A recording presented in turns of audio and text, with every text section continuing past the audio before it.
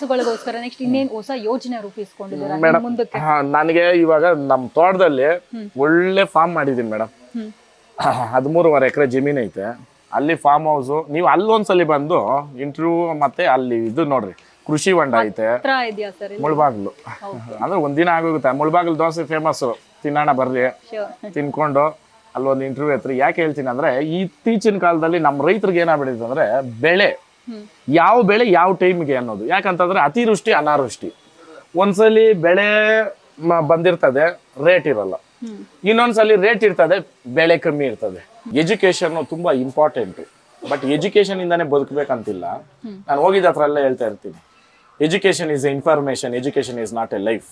ಅಂದ್ರೆ ಎಜುಕೇಶನ್ ಇಂದ ನಾವು ಕಲಿಯೋದೇನಂತಂದ್ರೆ, ನಮ್ಮ ದಿನನಿತ್ಯದ ಆಗು ಹೋಗುಗಳನ್ನ ನಾವು ಎಜುಕೇಶನ್ ಇಂದಾನೇ ಕಲಿಯಕ್ ಸಾಧ್ಯ. ಯಾಕಂತಂದ್ರೆ ಇವಾಗ ನಮ್ದು ಜಮೀನ್ ಐತೆ, ಆ ಜಮೀನ್ ಮೇಲೆ ಯಾರಾದ್ರೂ ಕೇಸ್ ಹಾಕೋರೋ ಇಲ್ಲ ಪಾಣಿ ಏನಾಗೈತೆ ಅಂತ ಓದೋದಕ್ಕಾದ್ರೂ ನಮ್ಗೆ ಎಜುಕೇಶನ್ ಬೇಕು. ನಾನು ಒಂದು ಎಕ್ಸಾಂಪಲ್ ಕೊಡ್ತೀನಿ. ಇದೇ ನಮ್ಮ ಅಪಾರ್ಟ್ಮೆಂಟ್ ಅಲ್ಲಿ ಸ್ಯಾನಿಟರಿ ನೀರ್ ಎತ್ತಾ ಇದ್ದ, ಅಯ್ಯಪ್ಪ ಬಲ್ಗೇರಿ ಅವನು. ಇವತ್ತು 2 ಕಾರ್ ಐತೆ, 2 ಗಾಡಿ ಐತೆ, ತಿಂಗಳಿಗೆ 2 ಲಕ್ಷ ಸಂಪಾದನೆ ಮಾಡ್ತಾನೆ.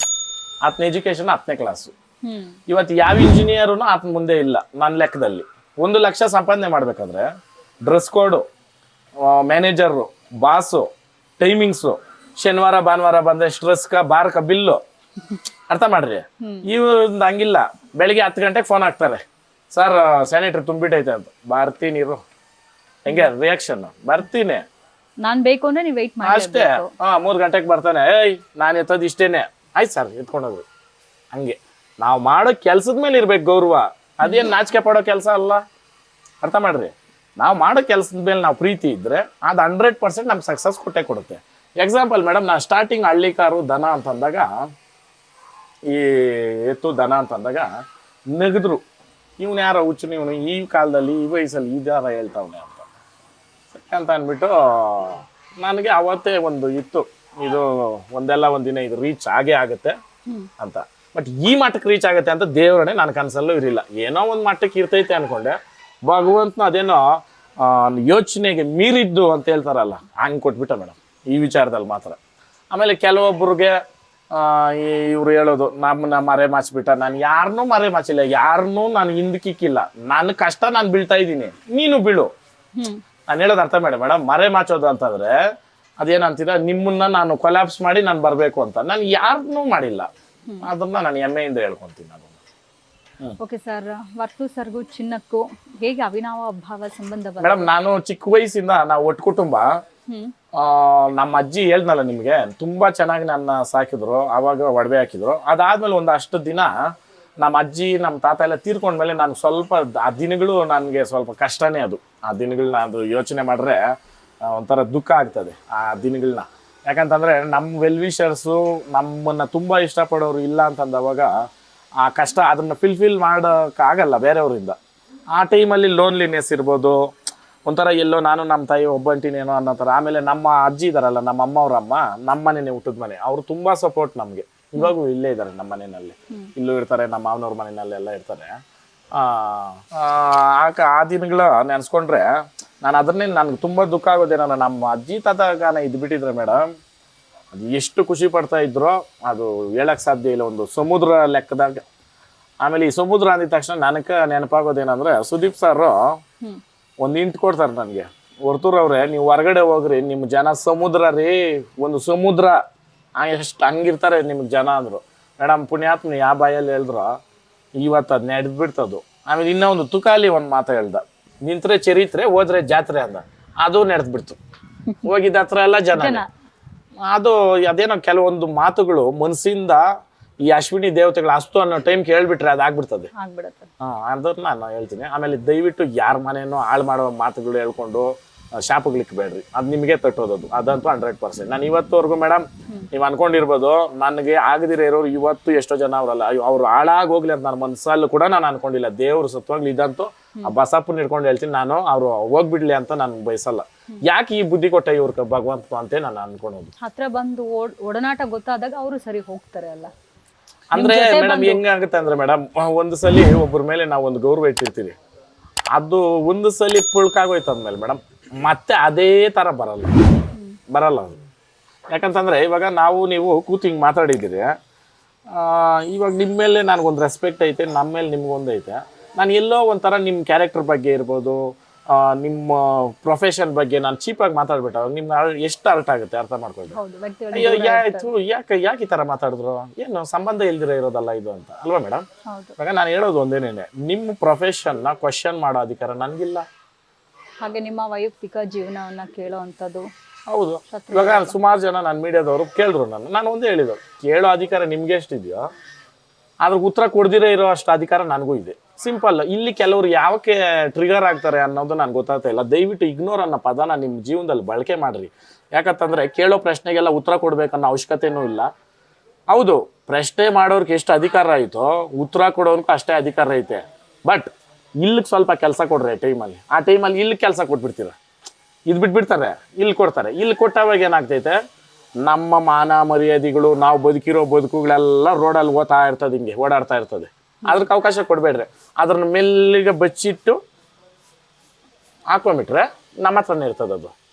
ಅದ್ರನ್ನ ಎತ್ತಿ ನೋಡ್ರಿ ಹೋದ್ರ ಬಿಟ್ರೆ ಹೋಗ್ಬಿಡ್ತು. ಇಷ್ಟೇ ಇರೋದು. ಬಟ್ ಸೆಲೆಬ್ರಿಟಿ ಲೈಫ್ಗಳು ಅಂತಂದ್ರೆ ಕುಂತ್ರು ನಿಂತ್ರು ಸುದ್ದಿ ಮಾಡ್ತಾರಲ್ಲ. ಹೌದು ಮೇಡಮ್, ಅದು 100%. ಅದನ್ನೇ ನಾನು ಹೇಳ್ತಾ ಇರೋದು ನಿಮ್ಗೆ. ಪ್ರಶ್ನೆಗಳು ಮೇಲೆ ಪ್ರಶ್ನೆಗಳು ಬರ್ತವೆ, ಉತ್ತರ ಕೊಡೋವಾಗ ಒಂದು ಸಲ ಅಲ್ಲ 10 ಸಲ ಯೋಚನೆ ಮಾಡಿ 100ಕ್ಕೆ ಒಂದೇ ಉತ್ತರ ಕೊಡ್ತೀನಿ ಮೇಡಮ್. ನಾನು 100 ಪ್ರಶ್ನೆ ಕೇಳ್ತಾರೆ. ಒಂದ್ಸಲಿ ಮೀಡಿಯಾ ಹಿಂಗಿತ್ತು, ನಾನು ಬಿಗ್ ಬಾಸ್ ಇಂದ ಹೊರಗಡೆ ಬಂದಾಗ ಪಟ್ ಪಟ್ ಪಟ್ ಅಂತ 3 ಆನ್ಸರ್ ಹೇಳಿದ್ದು.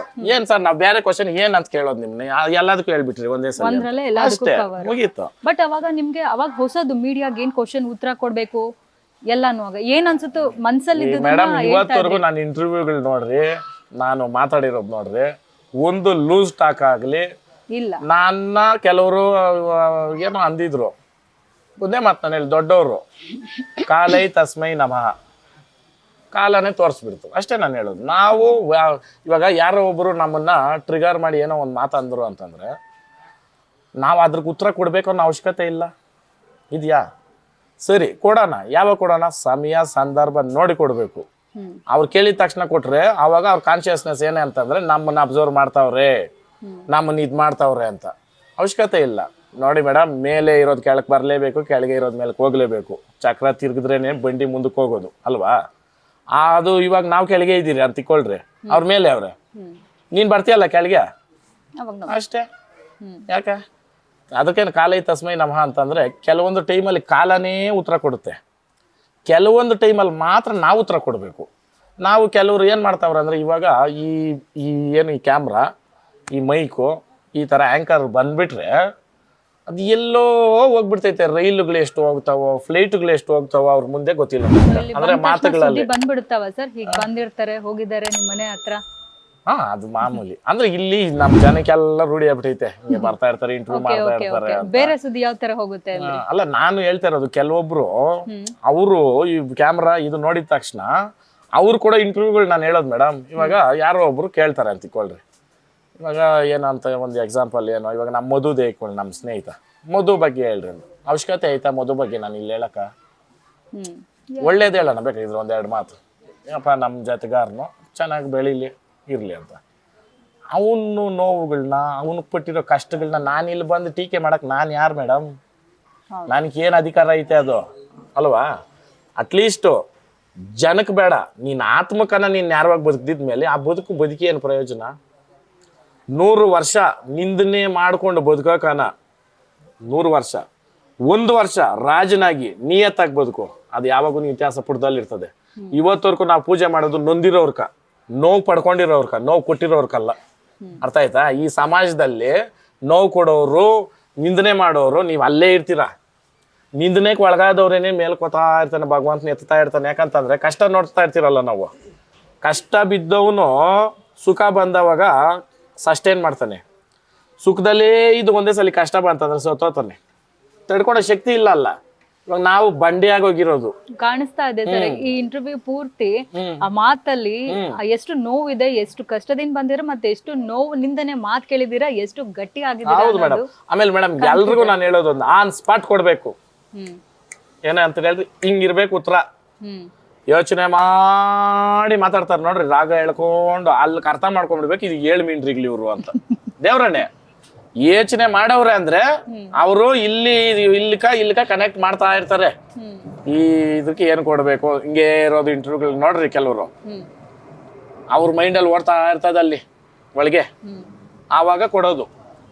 ಅರ್ಥ ಮಾಡ್ರಿ, ಆನ್ ಸ್ಪಾಟ್ ಕೊಡೋನು ಅವನು ಹೊಟ್ಟೆನಾಗಲಿ ಅವನ ಎದೆನಾಗಲಿ ಇಷ್ಟ ಇಲ್ಲ. ನಮ್ಮ ದೊಡ್ಡಣ್ಣವ್ರು ಹೇಳೋರೆ ಕಿಲ್ಬಿಲ್ಲ ಅಂತ, ಕಿಲ್ಬಿಲ್ಲ ಅಂತ. ಮಾಡಿದ್ದೀರಾ?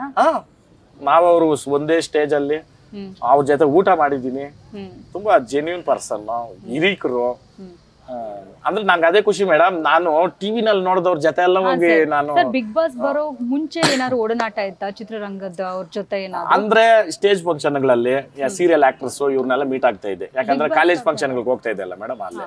ಬಟ್ ಬಿಗ್ ಬಾಸ್ ಹೋಗಿದ್ದಾದ್ಮೇಲೆ ಒಂಥರ ಒಂದೇ ಮನೆ ಆಗೋಯ್ತು. ಒಂದೇ ಮನೆ, ಅದು ಹೇಳಕ್ ಸಾಧ್ಯ ಇಲ್ಲ ಆ ತರ ಆಗೋಯ್ತು. ಓಕೆ ಸರ್, ಹಳ್ಳಿಕರ್ ಒಡೆಯರು ಏನಾದ್ರು ಸಿನಿಮಾನ ನಿರ್ಮಾಣ ಮಾಡುವಂತ 100% ನನ್ಗೆ ಅದೊಂದು ಐತೆ. ಬಟ್ ಅಂದ್ರೆ ಮೇಡಮ್ ನಾನು ಕತೆ ಅದು ಹೆಂಗಂತಂದ್ರೆ ಕತೆಯಿಂದ ಜನಕ್ಕೆ ತಲುಪಬೇಕು ಹೊರತು ಇಲ್ಲಿ ನಟನೆ ಮಾಡೋರಿಂದ ತಲುಪಬೇಕು ನಂಗೆ ಇಷ್ಟ ಇಲ್ಲ. ನಿಮ್ ಕತೆನೇ ರಾಯ್ ಇರ್ಬೇಕು, ಅವ್ರು ಕತೆ ಗೆಲ್ಬೇಕು. ಕತೆ ನೋಡಿದ ತಕ್ಷಣ ಅದು ಸೆಂಟಿಮೆಂಟ್ ಸೀನ್ ಬಂದ್ರೆ ಕಣ್ಣಾಗ ನೀರ್ ಬರ್ಬೇಕು. ಅಲ್ಲಿ ಏನೋ ಒಂದು ನಡೀತೈತೆ ಅಂದ್ರೆ ಅದು ನಮ್ಗೆ ಆತ್ಮೀಯ ಆಗ್ಬೇಕು. ಯಾಕೆ ನಾನು ಅಂದ್ರೆ ಮೇಡಮ್ ಕೆಲವೊಂದು ಇಂಡಸ್ಟ್ರಿಗಳು ನಾನು ಹೆಸರುಗಳು ಹೇಳಲ್ಲ, ಅಲ್ಲಿ ಯಾರೋ ಒಬ್ಬ ದಾರಿಯಲ್ಲಿ ಹೋಗ್ತಾ ಇರ್ತಾನೆ, ಅವನ ಕೈಯಲ್ಲಿ ಒಂದು ಫಿಲಿಮ್ ಮಾಡ್ಸಿರ್ತಾರೆ.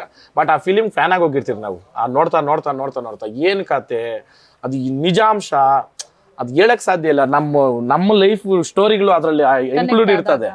ಇನ್ನು ಕೆಲವೊಂದು ಸ್ಟೋರಿಗಳು ಏನಂತಂದ್ರೆ ಬೇರೆ ಲವ್ ಇಲ್ಲ ಹೊಡೆದಾಡು ಎಲ್ಲ ಇತ್ತೀಚೆಗೆ ಅದೇ ಜಾಸ್ತಿ ಆಗೈತೆ. ಅದಕ್ಕೆ ಇವಾಗ ಕೆಲವೊಂದು ಮೂವಿಗಳು ಹೆಸರಿಡ್ರೆ ಇನ್ನು ಕೆಲವೊಬ್ರಿಗೆ ಇದಾಗ್ತಿದೆ. ನಾನು ಹೇಳಲ್ಲ, ಕೆಲವೊಂದು ಮೂವಿ ನಮ್ಗೆ ಹತ್ರವಾಗಿರೋ ಮೂವಿಗಳು ನಾವು ಯಾವಾಗ್ಲೂ ನಮ್ಗೆ ಬೇಜಾರಾದಾಗ ನಮ್ಗೆ ಆ ಸೀನ್ ಬರ್ತದೆ, ನಮ್ಗೆ ಖುಷಿ ಆದಾಗ. ಈಗ ಹಳೆ ಕಾಲದ ಮೂವಿಗಳು ಯಾವುದೇ ಇರಲಿ ಎತ್ಕೊಳ್ಳಿ ನೀವು, ಒಂದೊಂದು ಪಿಕ್ಚರ್ಗೆ ಒಂದೊಂದು ಅರ್ಥ ಐತೆ. ನಮ್ಮ ಜೀವನದಲ್ಲಿ ಇದು ಅಳವಡಿಸ್ಕೊಬೇಕಪ್ಪ, ಈ ಫಿಲಮ್ ಇಂದ ಇದೊಂದು ಸೀನನ್ನ ನನ್ನ ಲೈಫಲ್ಲಿ ಮಾಡ್ಬೇಕು ನಾವು ಅಂತ ಅನ್ಕೊಂತೀವಿ ಅಲ್ವಾ ಮೇಡಮ್? ಇಷ್ಟ ಆಗುತ್ತೆ ಸರ್ ಮೇಡಮ್ ನನಗೆ ಏನಂತಂದ್ರೆ ಇನ್ಸ್ಪಿರೇಷನ್ ಇರ್ತಕ್ಕಂಥ ಮೂವಿಗಳು. ಇವಾಗ ನಾನು ಸುದೀಪ್ ಸಾರ್ದು ಒಂದು ಹಾಡ ಇರಲಿ, ಒಂದು ಜೀವನನೇ ಐತೆ. ಯಾವ್ದು ಗೊತ್ತಾ ಅದು? ಆಟೋಗ್ರಾಫು. ಅದರಲ್ಲಿ ಸವಿನೇನಪ್ಪ ಅಂತ ಅದು ಇದೈತಲ್ಲ, ಆ ಚಿಕ್ಕ ವಯಸ್ಸಲ್ಲಿ ಬಾಲ್ಯದ ಆಡಿದ ಆಟ, ಆ ಕೆರೆ ಕುಂಟೆನಲ್ಲಿ ಬಿದ್ದಿದ್ದು, ನಮ್ಮ ಸ್ನೇಹಿತನ ಸತ್ತೋಗಿ ಎಷ್ಟು ಕನೆಕ್ಟ್ ಐತೆ ಅಂದ್ರೆ ಹಂಗಿರ್ಬೇಕು. ಅಂದ್ರೆ ಅದು ಒಂದೇ ಅಂತಲ್ಲ ನಾನು ಹೇಳ್ತಾ ಇರೋದು, ಆ ತರ. ಇವಾಗ ಬಂಗಾರದ ಮನುಷ್ಯ ಪಿಕ್ಚರ್ ನೋಡ್ಬಿಟ್ಟು ಹೋಗಿ ಸಿಟಿ ಎಷ್ಟೋ ಜನ ಹಳ್ಳಿಗೆ ಹೋಗ್ಬಿಟ್ಟು ದುಡಿಮೆ ಮಾಡಿದ್ರಂತೆ ಹಂಗೆ. ಇವಾಗ ಮೇಡಮ್ ಈ ನನ್ನ ವಿಡಿಯೋಗಳು ನೋಡ್ಕೊಂಡು, ನನ್ನ ವಿಡಿಯೋನೇ ಅನ್ನೋದಲ್ಲ ಅದು ಜಂಬ ಅಂದ್ಕೊಂತದೆ, ಈ ಬಸಪ್ಪನವ್ರ ವಿಡಿಯೋ ನೋಡ್ಕೊಂಡು ಇವತ್ತು ಎಷ್ಟೋ ಜನ ಕಟ್ತಾವ್ರಿ ಎತ್ತುಗಳು. ಖುಷಿ ಅಲ್ಲ ಮೇಡಮ್? ನೀವು ಇಂಟರ್ವ್ಯೂ ಎತ್ತಕ್ ಬರ್ರಿ, ನಮ್ಮ ಸ್ನೇಹಿತರೇನೇನೆ ಅವ್ರು ಓಪನ್ ಆಗಿ ಹೇಳ್ತಾರೆ, ಅಣ್ಣ ನಿನ್ನ ನೋಡಿ ಅಣ್ಣ ನಾನು ಕಟ್ಟಿದ್ದೆತ್ತು. ಎಂತ ಖುಷಿ ಆಗತ್ತ ಮಾತು ಮೇಡಮ್. ಸಾಧನೆ, ಹೌದು, ಇದು ಸಾಧನೆ ಅಂತ ನಾನು ಹೇಳಕ್ ಇಷ್ಟಪಡ್ತೀನಿ. ಯಾಕಂತಂದ್ರೆ ಅದು ಏನ್ ಹೇಳ್ತೀನಿ ಅಂತಂದ್ರೆ, ನಮ್ಮನ್ನು ಒಬ್ರು ಅವ್ರ ತರ ನಾವ್ ಇರ್ಬೇಕು ಅಂತ ಅನ್ಸ್ಕೊಂಡ್ರಲ್ಲ, ಅಲ್ಕ ನಾವ್ ಗೆದ್ರಿ ಅಂತ ಅನ್ಬಿಟ್ಟು ಮಲಗಬಾರ್ದು. ಇನ್ನಷ್ಟು ಕಷ್ಟ ಬೀಳ್ಬೇಕು. ಇವಾಗ ಡಬಲ್ಲು ಮೇಡಮ್. ನಾನು ರಾತ್ರಿ ಬರೋದು 3 ಗಂಟೆ 4 ಗಂಟೆ. ಹೌದು. ಇವಾಗ ನೆನ್ನೆ ಬಂದಿರೋದು 5 ಗಂಟೆಗೆ, 10 ಗಂಟೆಗೆ ಎದ್ದು ನಾನು ಈಚೆಗೆ ಬಂದಿದ್ದು. ಮಿನಿಮಮ್ ಒಂದು 4-5 ಅವರ್ ನಿದ್ದೆ ಹೋಗ್ಬೇಕಲ್ಲ ಮನುಷ್ಯನ. ಬೆಳಿಗ್ಗೆ ಹೊತ್ತು ಎಷ್ಟು ಗಂಟೆಗೆ ಹೇಳ್ತಾರೆ ನಾರ್ಮಲ್ ಡೇಸ್? ಏನು ಇಲ್ಲ ಅಂತಂದ್ರೆ 6 ಗಂಟೆಗೆ ಎದ್ದಿರ್ತೀನಿ. ಎದ್ಬಿಟ್ಟು ಮನೆ ಹತ್ರನೇ ಸ್ವಲ್ಪ ವಾಕ್ ಮಾಡ್ತೀನಿ, 1 ಅವರ್ 2 ಅವರ್ಸ್ ಅಲ್ಲೇನೆ. ಅಷ್ಟೊತ್ತಿಗೆ ಫೋನ್ಗಳು ಬಂದಿರ್ತದೆ. ಅವಾಗ ಯಾರ್ಕಾದ್ರೂ ಮಾತಾಡೋದಿದ್ರೆ ಮಾತಾಡ್ತೀನಿ. ನಾನು ಜಾಸ್ತಿ ಫೋನ್ ಯೂಸ್ ಮಾಡಲ್ಲ. ಇವಾಗ ನೀವು ನೋಡ್ದಾಗಿಂದೆ ಒಂದ್ಸಲಿ ನಾನು ಎತ್ತದ್ನ ಫೋನ್ ಎತ್ತಲ್ಲ. ನಮ್ಮದುನೇ ಎಲ್ಲ ನನಕ ಏನಾದ್ರು ಇನ್ಫಾರ್ಮೇಶನ್ ನನ್ನ ಮೀಟ್ ಆಗ್ಬೇಕು ಹೊರತು ಸಂತೋಷ ಅಂದ್ರೆ ಮಧುನೇ, ನಮ್ಮ ಅಣ್ಣ.